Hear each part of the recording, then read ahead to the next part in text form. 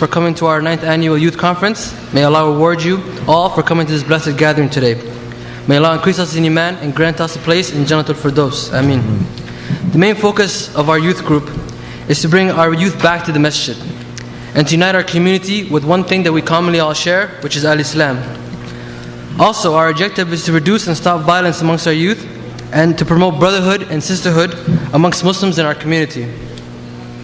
The theme of this year's conference is recurring challenges. We have chosen this topic so that we can help our Muslim community combat different challenges that we face on a daily basis on a road towards worshipping Allah subhanahu wa ta'ala. Today we have 4 speakers, beginning with Sheikh el-Mekki, who will be beginning right now, Sheikh Abdul Bari Yahya, Ibrahim Downey, and last but not least, Sayyid Ragi, who will be coming later on tonight.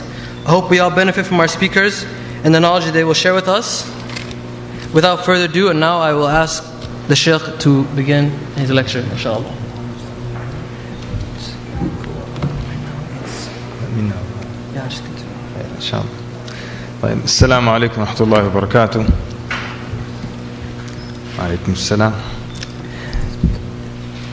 Me? Okay. Bismillahir Rahmanir Rahim. Alhamdulillahi Rabbil Alameen. Wassalatu wassalamu ala Rasulillahi al-Ameen. Amma ba'd. The topic of the lecture that I have to give is the topic of the lecture I have to give is strengthening one's memory. Strengthening one's memory. Okay. You know what? The only thing about this setup is I can't interact with you now. I just see blackness and 2 lights on my face. But I wanted to really find out from you if you really care about your memory. Maybe I can see some hands. Who cares about? No, be honest now. Don't just say Alhamdulillah. You know. Who really cares about their, strengthening their memory? Could you put your hands up? Okay. So I see a few people. Okay, that's good. So people care about strengthening their memory. Because I'm just thinking, do youth really care about things like that? More? All right. Alright, so it's good to see that some of you do care about that. That's good. What is memory?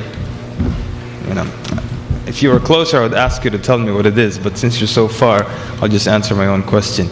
So let's just say it's just your ability to retain information. How about that? Just to make it easier. Your ability to keep information here so you can pull it out later on. There are really 2 types of memory, really, for in the brain. There are 2 types of memory that you store. There's long-term memory and there's short-term memory. Obviously the one we want to talk about today is long-term memory. This is the kind of memory where you sit down and you purposely memorize something, either it's ayat from the Quran or a hadith or something from your science book for a test or an exam that you have. So you're making effort to store it in a place where you can get it again in the future. In the near future, maybe beyond that. Now, is also the same type of memory that you use to remember your address and phone numbers and things of that sort. But now, of course, there's also short-term memory. This is a place where the things that you see that you don't really need to keep for long, it goes there temporarily. For example, let's say you have a phone book over there and you need to make a phone call. So you go look at the phone book, you get the number. What do? You repeat it to yourself a few times. By the time you come here, you still remember it. It's part of your short-term memory. You still remember it. But then at night or 3 days later, you don't remember it anymore. Why? Because you stored it in your short-term memory. Someone's having a good time over there. I wish I was there, huh? Alright. So this is short-term memory, long-term memory. And have you ever experienced what they call déjà vu? Anyone experienced that? Yeah? And it's kind of basically when you see a scene or something and you've seen it before. And you keep telling yourself, what was this? Was I like a bird in another life? We don't believe in that stuff, right? So how do you explain that? And one of the best explanations we've found is they tell you that, usually the things that you see while you're driving, the color of the car in front of you, it goes into your short-term memory. But 2 days later, you don't remember what the color of the car in front of you was, what the license plate was, because it's erased immediately. So they say that when you see something instead of going to the short-term memory, by mistake, it goes to the long-term memory. And so you feel that you've seen this before, because you have a memory of this before. But it's just like an electrical mistake in the brain, where you just see something, instead of going to short-term memory, it goes to long-term memory. So that's kind of the phenomenon behind that. I need to speak louder still? Okay. A little bit more, I'm going to be having this for breakfast. Yeah. So, okay. So now the other thing is, what's the golden age of memorization? You know, anyone know? Who can tell me when it ends? Naam? Somebody yell something out. 60? Oh, 40? No, the golden age. You can memorize the Quran until 60. I know of a sheikh, he memorized the Quran in his 60s. 12? No. Alright, stop guessing. I thought somebody maybe has read something. They tell you the golden age is basically from whatever you... Khalas, we're done with that segment. So, until 23. That's the golden age. From whenever, 3, 4, 5 years old, until 23. That's the golden age. You can still keep memorizing, your brain still works beyond that, but this is the golden age. So those of you who haven't reached that age yet, take this opportunity. But let me ask you this, what are you here in the audience, what are you trying to memorize? Quran? Anyone trying to memorize anything else? No? Anyone just trying to generally improve their memory? You know, when you get directions, you stop and ask someone for directions. He goes, at the next light, it's called this street, make a right, and then you'll see another road called this, make a left. You say, thank you. By the time you roll up your window, you forgot everything. Right? Okay. So generally, let's say the main point is to memorize the Quran, and then from there on maybe to memorize the adhkar, memorize a hadith, or memorize knowledge in general. And alhamdulillah, I see some more people today with papers and taking notes. That's good. Why memorize anything? And the scholars say that the thing about true knowledge is it's in the head. True knowledge is in the head. So if I would have lost my notes for this lecture today, I'll just have to come here and sing you a song, maybe dance or something, and that's it. Because true knowledge is up here. There was a story of a man who went to copy this book. So he went and he traveled a long way through the desert, and he sat down for months. He was copying this book. And then on the way back, he's got his copy now. This is way back then. They didn't have printing presses and copy machines. So he copied it by hand, the whole book. On the way back, their caravan was stopped by a bunch of highway robbers. So the guy asked him, what do you have with you? He said, look, take everything I have. Take clothes, take my money and everything. But I spent the last year writing this book, copying it. And that's all that I came for. So just leave me the book.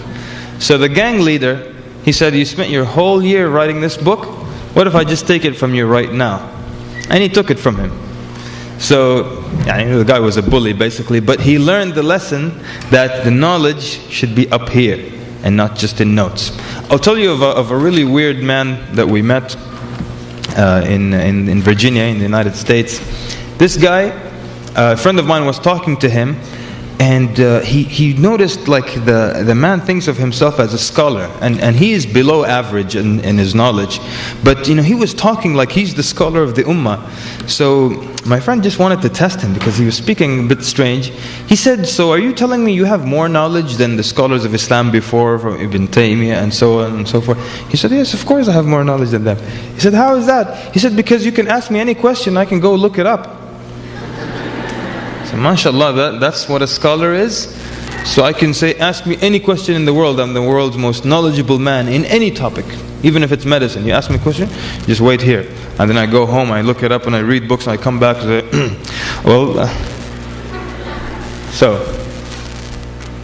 okay, I don't even know what time it is now.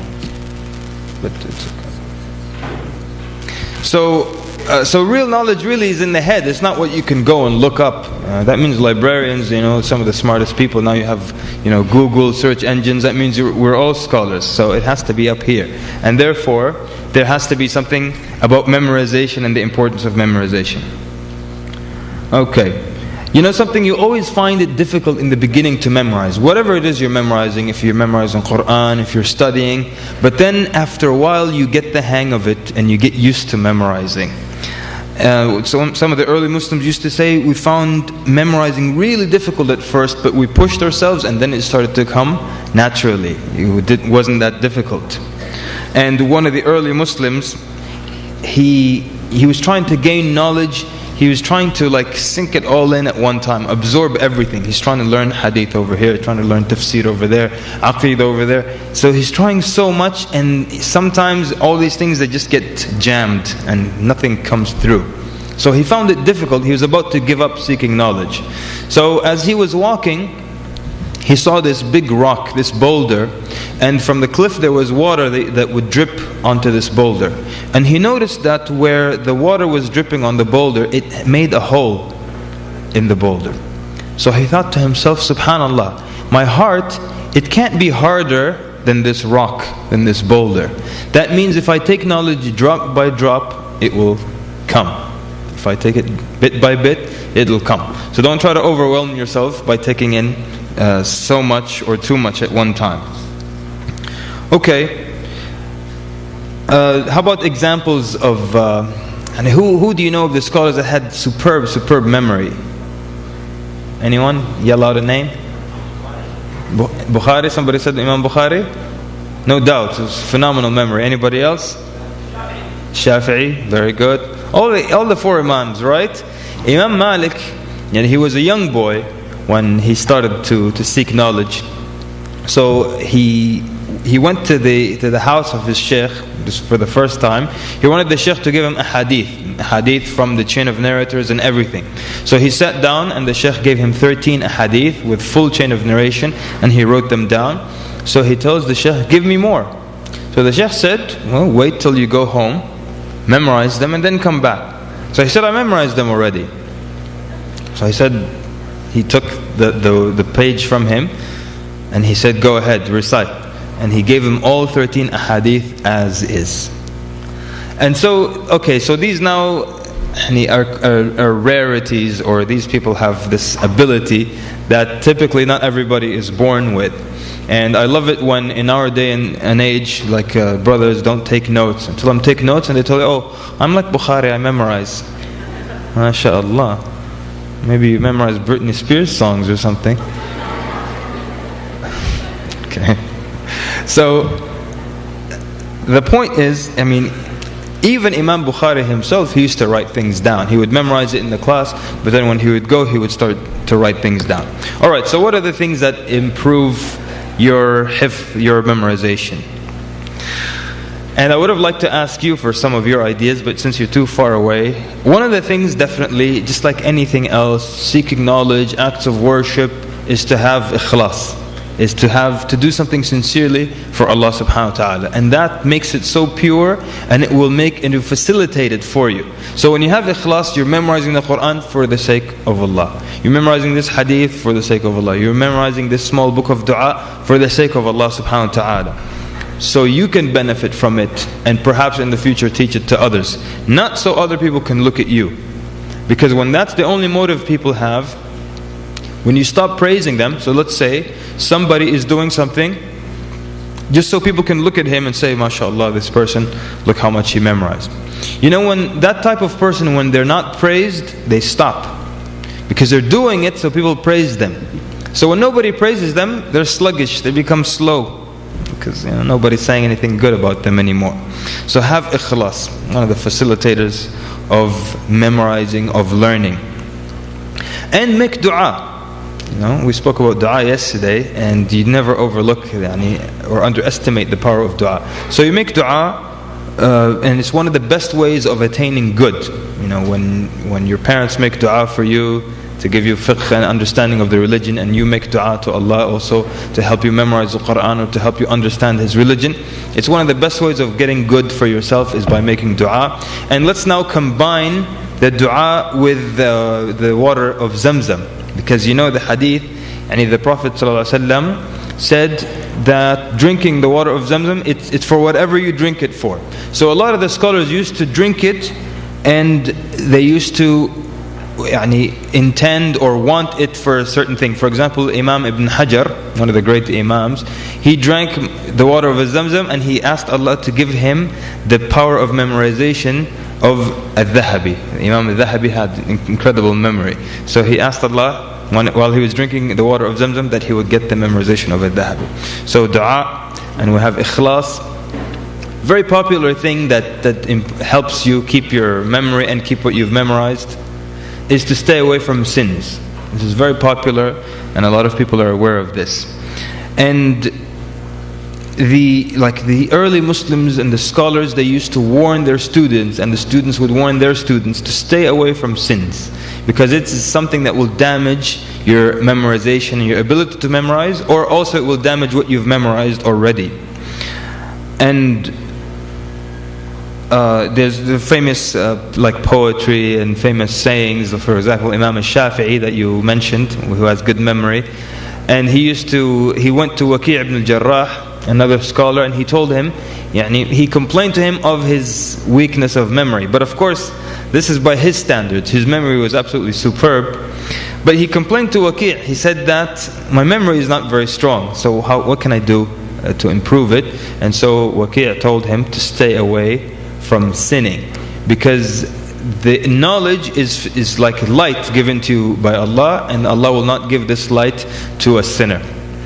So staying away from sins, having ikhlas, making dua, and putting some kind of effort. And this is the thing that a lot of people want things easy nowadays. People don't have patience to wait through memorizing. People want things to come very easy. They want the quick fix, they want the shortcut. When it comes to worship, when it comes to knowledge, when it comes to everything. I know that, for example, a lot of people, they'll say there's a lecture. Okay, I'll hear it when it comes out on CD or on DVD. And I know a lot of people are not taking notes now because they say, I'll get the DVD when it comes out, inshallah.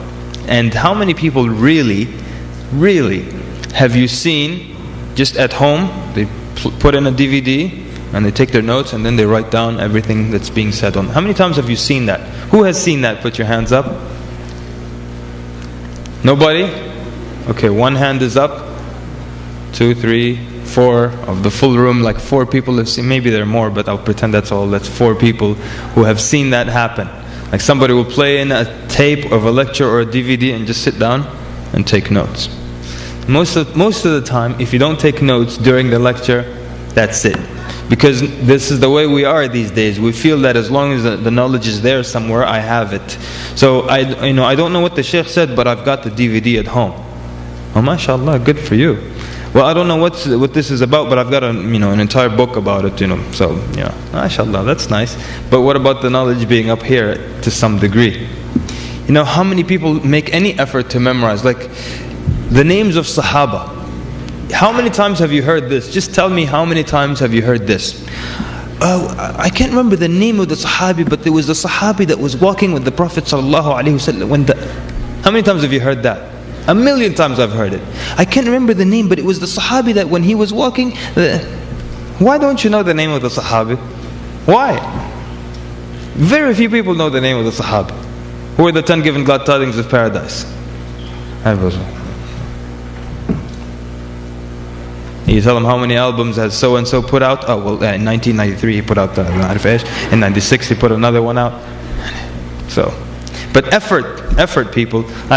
We know one brother in our area. Not only does he's so not aware of which Sahabi is which, he just calls the Sahabis brothers. Yeah, what's the hadith with the brother who asked the Prophet ﷺ? I said, okay, that's the best respect we could come out with. All right, طيب. So putting some kind of good effort into memorization, and generally into learning as well. Choosing the good times, and this is different for certain people. For some people, it's better for them to start memorizing after Fajr. Some people at night before they go to bed. Some people like during midday. That's when their brain is at full function. So, and there isn't a formula here. Whatever works best for you. So those of you who are memorizing the Quran, you've probably recognized that there are the times that work best for you, and there are ways that work best for you. So whatever time is most effective for you, you make an effort to keep that time free. No one distracts you at that time, no phones, nothing to distract you, because this is the time that's best for your memorization. And some people also, the physical position they're in helps them with memorization. And of course, as you know, there's a huge relationship between the position of your body and the mental condition, or even the spiritual condition that you're supposed to be in. Right? If somebody hangs you upside down and says, memorize, well, you can still read, your eyes are still following the words, but it doesn't help you memorize because it's an awkward position. Some people, it's better for them, they prefer to pace back and forth while they're memorizing, while they recite out loud, if it's a book of ahadith or ad'iyah or ayat, or even you're studying for your exams, so they keep walking back and forth, saying things out loud. Some people prefer to sit down. Whatever works best for you, there isn't a specific formula here. If you're memorizing the Quran, the scholars recommend that you keep like one print or one copy. Everyone familiar with this? How like sometimes you know that the verse number 10 is at the bottom of the surah and you can see it while you're reciting. But if you use a different one every time, and every time it's in a different place, you don't have one clear image of where it is. And so it assists you to memorize by keeping just one copy that you use, or one manuscript that you use. Another thing is to not stop, because when you stop, you lose momentum. You always find that this young man was memorizing Quran progressively. He memorized 3, 4, 5 ajza, and then he stopped going to the school, or he stopped memorizing. Now when you stop memorizing the Quran, not only do you not move forward, but what happens really? You move backwards, right? The Prophet sallallahu alaihi wasallam. Everybody awake or what? It's too dark in here, I think. Talking to myself. Okay. So the Prophet sallallahu alaihi wasallam was describing that the Quran will escape from you, but he compared it to which animal? Yeah, the camel. Yeah, raise your voice a little bit. He compared it to the camel. Why did he compare it to the camel and not to a horse? Which is faster, the horse or the camel? A horse is faster. So why didn't he describe that it's like a horse, that it will run away? Because the camel, by its nature, it's an unruly animal, and it doesn't like to take orders, or sometimes it doesn't recognize its owner, or at least submit to its owner. So he described it to an animal that by its nature wouldn't mind running away and escaping from you. So you stop memorizing, not only do you lose momentum, not only do you not move forward, but you actually find that you have moved backwards and you forget some of the ayat that you memorized. So don't stop. And when you memorize something, you repeat it or you review it. You repeat or you review. Because if it just sits there, it might start to disappear. Even if it's not Quran, it might start to disappear. That's why you have some of the scholars, like for example Imam al-Zuhri rahimahullah, he used to repeat his ahadith. So he would learn and memorize the hadith, then he would come home and he would tell the servant girl the hadith. So the servant girl, she's sitting there, young girl, she wants to play or she wants to work, and he's telling her, حدثنا فلان عن فلان, and then she's just listening to him.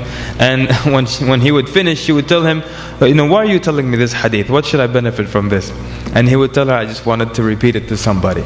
Some of the students of knowledge before, they would just stop kids in the street and stop them and tell them the hadith, just to repeat it so it stays in their mind. So you repeat it. And something very important is that you act upon it. And this is very important. We're going to look at that later on in more detail, inshallah. You act upon it. For example, you memorize the book of dua, right? So dua for travel, the dua for entering the house, leaving the house, entering the masjid. If you memorize the dua and you don't use it, then you put yourself again at risk of losing what you have memorized. So one of the ways to keep it in your mind is to keep repeating it or to keep using it as well. If you've heard of some of our contemporary scholars who have memorized like books or volumes upon volumes of books, they review these books to keep it in their memory, to keep it fresh. They review these books. And some of them have a phenomenal memory. And like I said, part of that, some of it maybe is attainable through practice, but some people are just, mashallah, beyond normal. There was one scholar, and there's a teacher at a university, and he was looking for a specific word in Arabic, and he couldn't find it in some of the largest lexicons. He couldn't find this word. So there was an older sheikh, he went to him, and he asked him this word. He said, you will find it in the book of such and such, and in the volume number this, page number that. He tells him by volume, by book, and by page number. He said, I went and got the book from the library, and then I came back to the sheikh. This is a true story. And he said, okay, so what about this word? He said the sheikh said, he repeated from his memory everything that was in that page. And I had the page open in front of me, and the sheikh was saying from his head everything that as we were following along.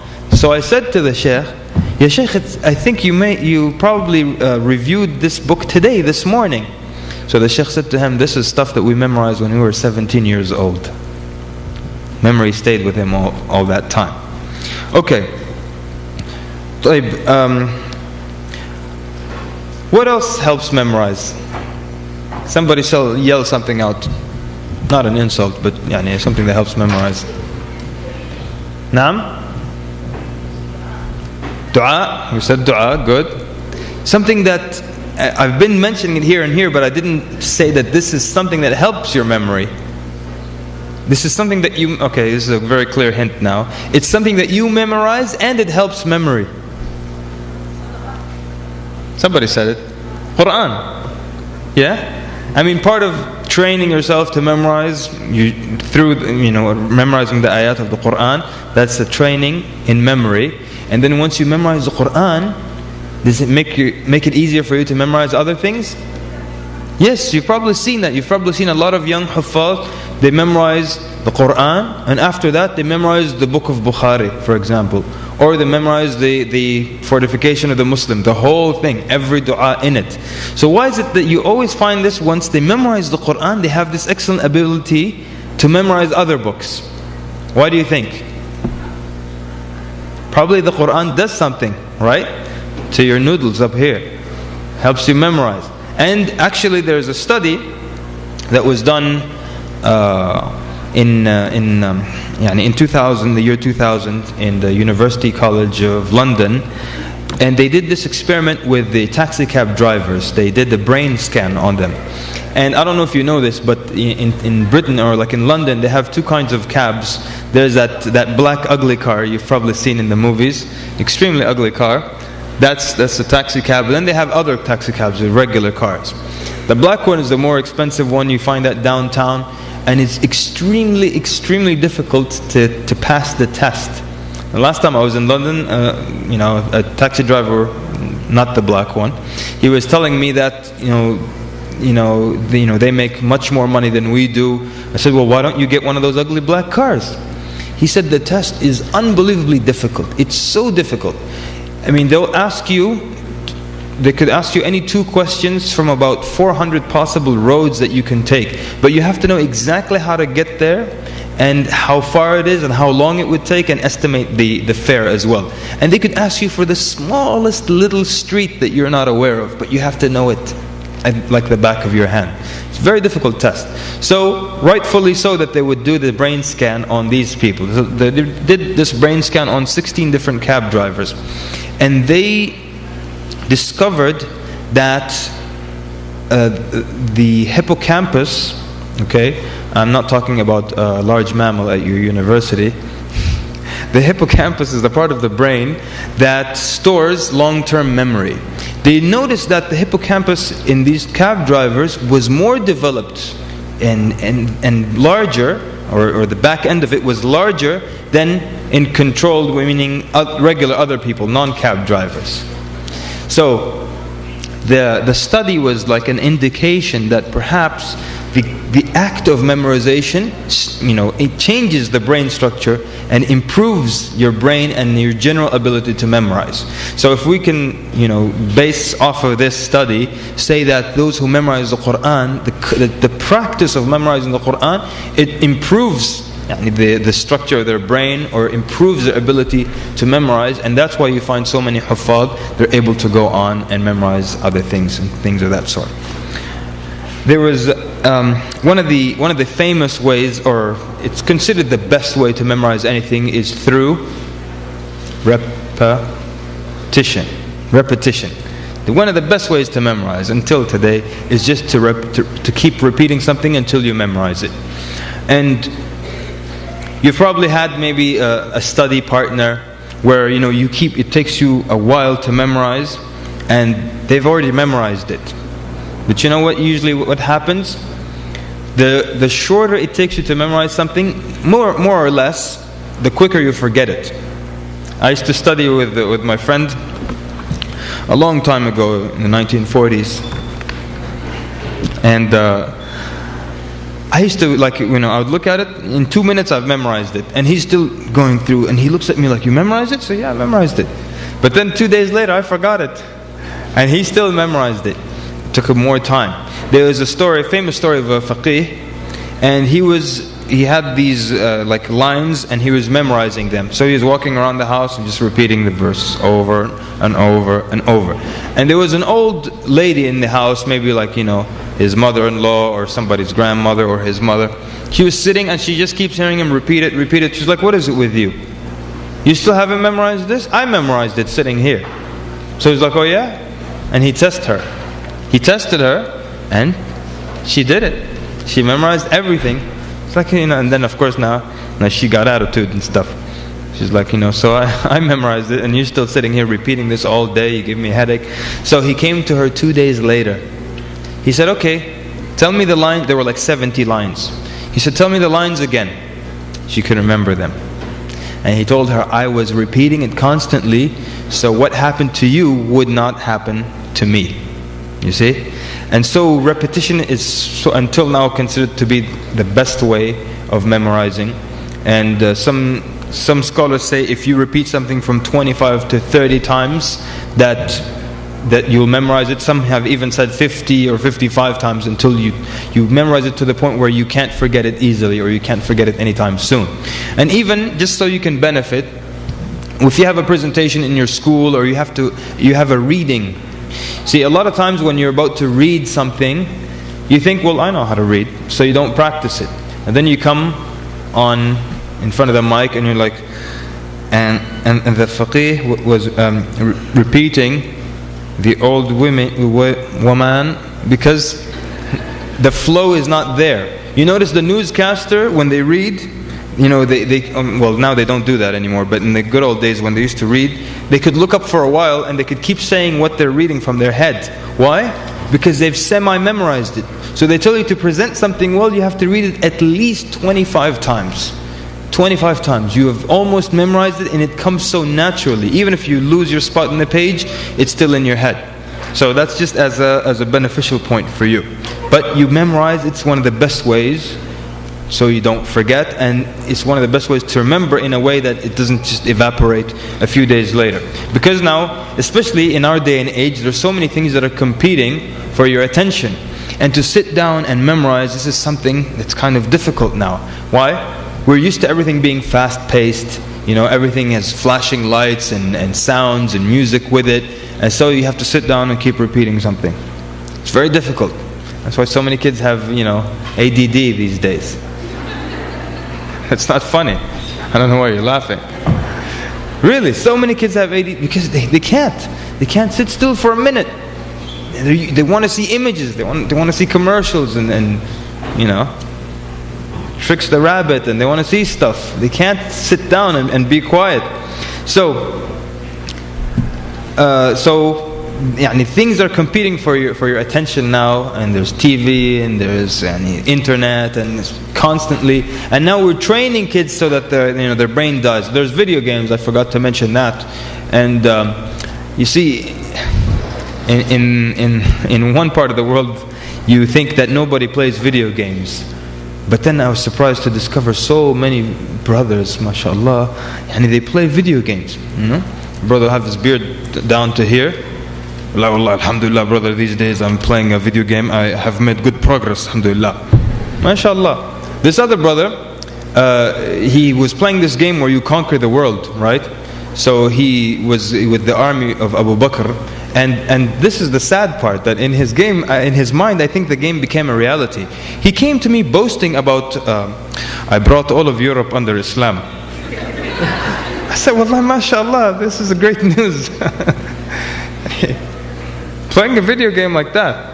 And another brother, I met him in Ramadan.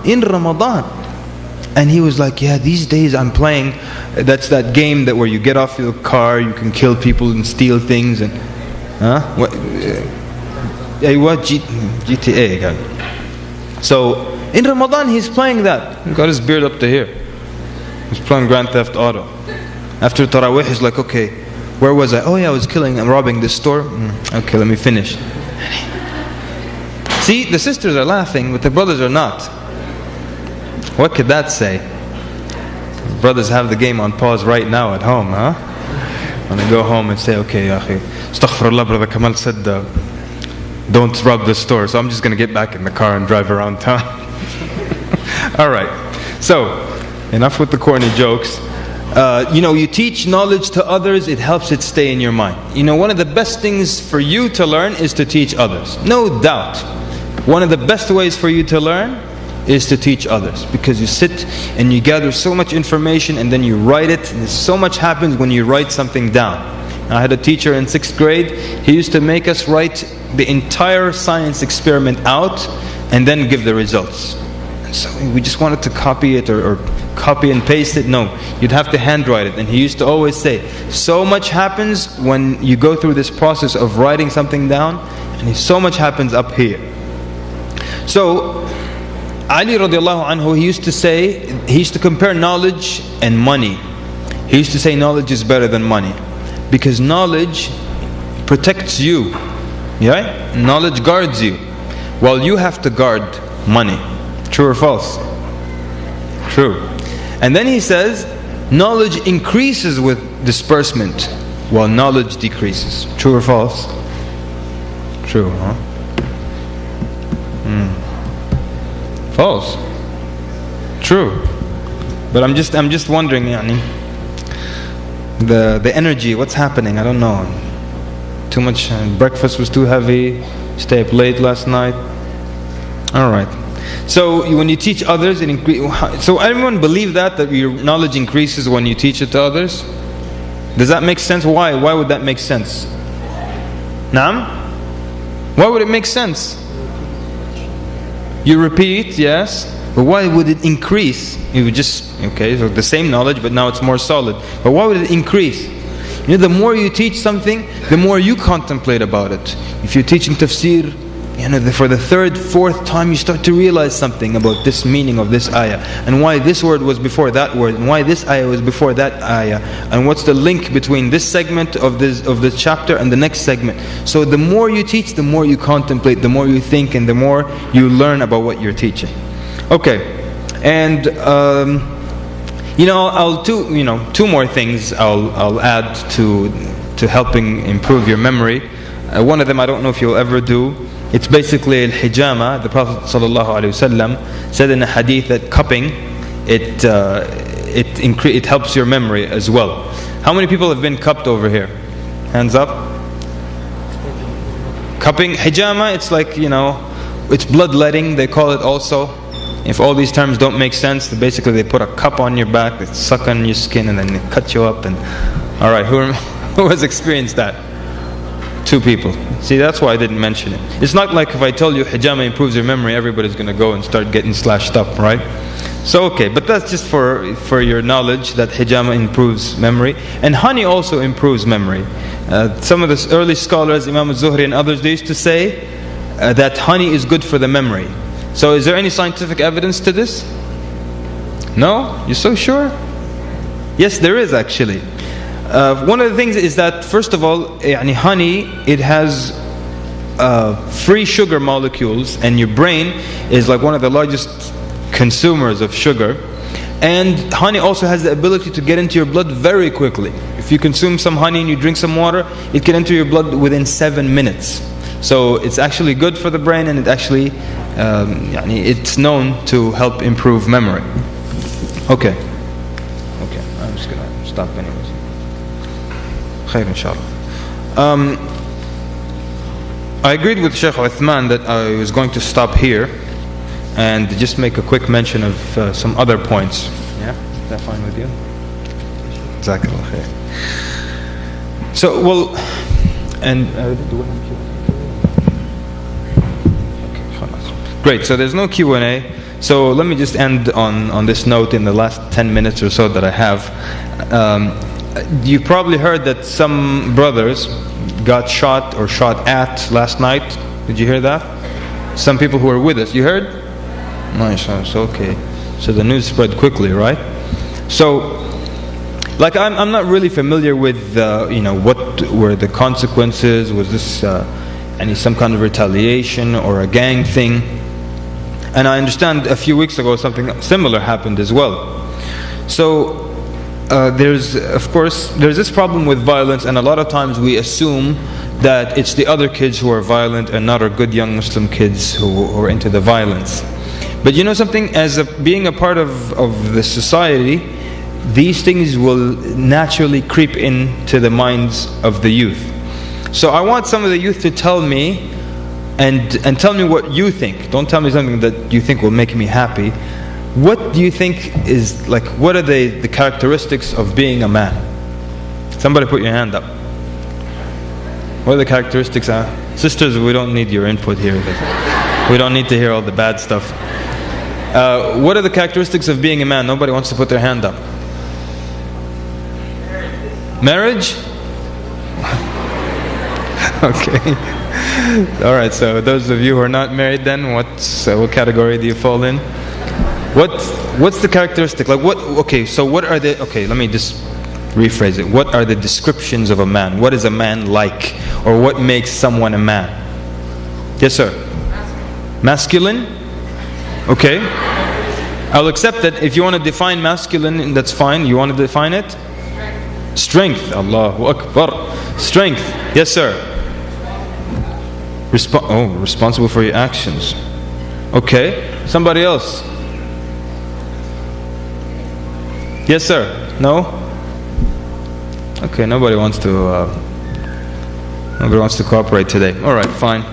So a lot of times when you ask youth, and there are studies where young men growing up in the West, in America and Canada, have been asked what makes a man a man. And usually you hear things about being strong. They do use that word. They say strong, they say power, they say aggressive, they say all these things that are generally violent or aggressive things. And this is how they define themselves, that to be a man you need to be like this. And that's why in school they look at the sports guy, the jock, the guy with the broad shoulders, that he's more of a man than the guy that's usually end up stuffed in a locker somewhere, or the nerd or the geek,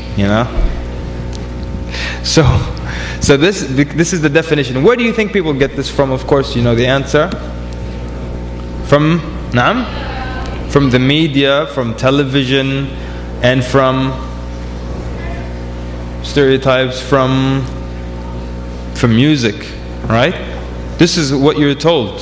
And of course, one of the most popular forms of music would be what they call hip hop or rap. And basically, what is the general message there? Give your neighbor a flower, be sweet today. What do they sing? What do they sing about? They all sing about how bad they are, how unbelievably violent and cool they are. And so the youth are affected by that. Some of them listen to that type of music and they watch TV. The cool guy in the movie is the guy who just broke the other guy's nose, and then the camera angle gets the wind blowing through his hair and he's like, says something really cool. Don't ever do that again. Oh, MashaAllah, you're so courageous.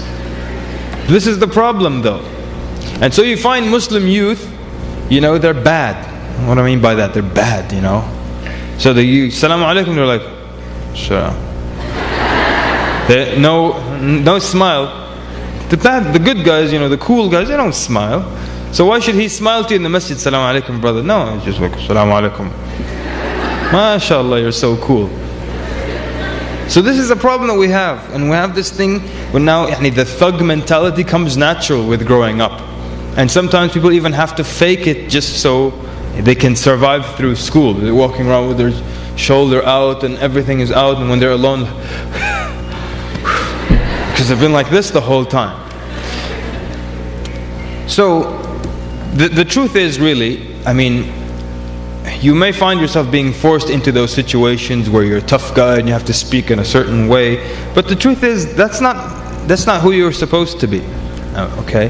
And I don't mean that you're Muslim only, but what I mean by that is that you have another kind of job. And I know you'll think that, well, I'm still young and that's not my job yet, that's for shuyukh and speakers and those people.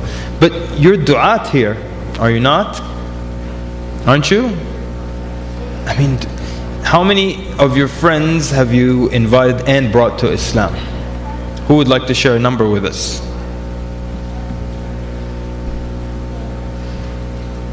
Sisters, maybe? Are you telling me this room, how many people are in this room? 500. 500. And 500, a lot of them are Somalis, so, I consider that good quality, inshallah. That's how I feel, So if a bunch of Arabs and stuff, I'll be like, whatever, I'm just saying that. If you were Arabs, I'll be like, Arabs, But seriously, are you telling me 500 people and no one here invited anyone to Islam? Maybe you were taught that this is the job for those du'at. The imam of the masjid can do that.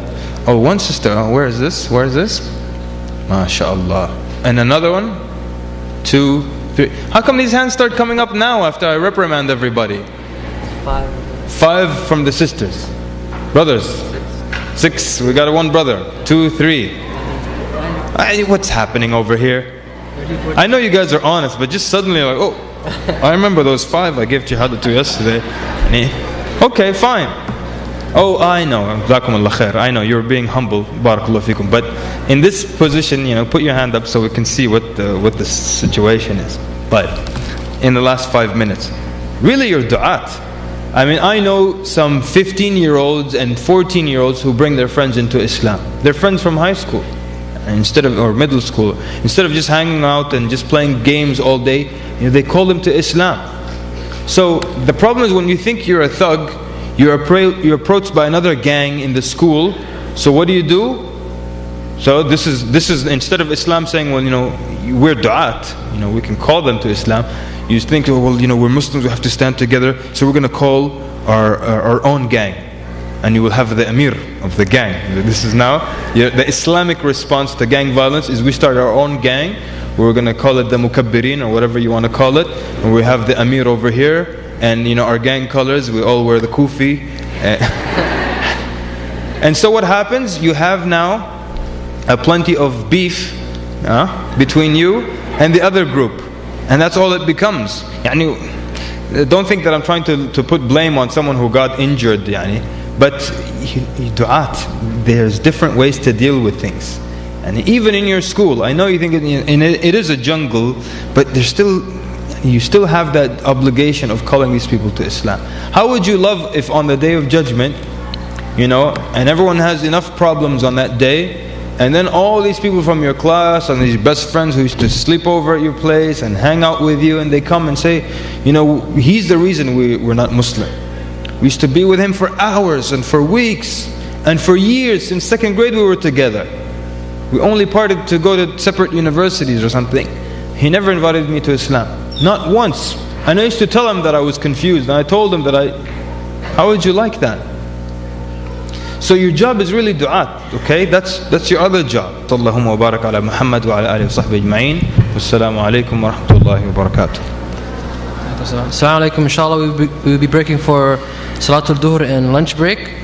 For the sisters, Salah is going to be at Gym C, which is like the hall down here. So sisters are doing security, guide the sisters towards there. And for the brothers, you'll be on the hallway, the cafeteria hallway. So it should be over here on that side of the cafeteria, the hallway there. So people are doing security for the brothers, do that also. Lunch will be from 1:45 until 3. So 3 sharp, we will be beginning with the rest of the conference. And also please remember to take care of the school. We have been with the charity of the principal and TSB, they allowed us to use this venue. So please take care of the school. Inshallah. Assalamu alaikum wa rahmatullahi wa barakatuh. Don't be control the crowd. Start to sit down, so everybody sit. Don't go anywhere.